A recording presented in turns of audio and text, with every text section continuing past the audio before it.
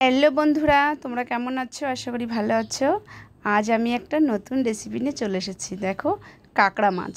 তো এই মাছটা বাজারে সাধারণত পাওয়াই যায় না। আমার হাজবেন্ড অনেক দিন ধরে বাজারে বলে রেখেছিল অর্ডার দিয়ে, তো প্রায় 2 সপ্তাহ পর পেয়েছে। আমার বড় ছেলেটা ভীষণ বায়না করছিল, মা আমি একটু কাঁকড়া মাছ খাবো, আমি একটু কাঁকড়া মাছ এনে খাওয়াও। তার জন্য আমি অনেক খোঁজাখুঁজি করে পেয়েছি। তো আজকে ভাবলাম তাহলে আমাদের বন্ধুর সঙ্গে শেয়ার করি। আজকে আমি করব কাঁকড়া কষা।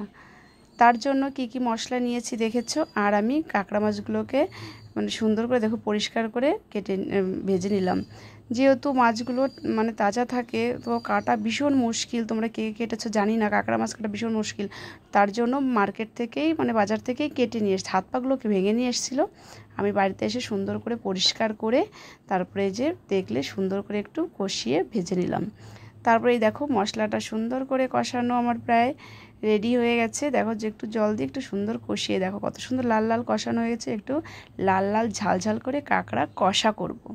তার জন্য দেখো যেহেতু কাঁকড়া মাছগুলো ভাজা, ওর জন্য বেশি কষালাম না, একটু হালকা পাতলায় কষিয়ে তাও দারুণ দেখো কষানো হয়েছে। এবার একটু পরিমাণ মতো জল দিয়ে 10 মিনিটের জন্য ঢেকে দিয়েছি। ঢাকনা তুলে দেখো কি দারুণ হয়ে গেছে।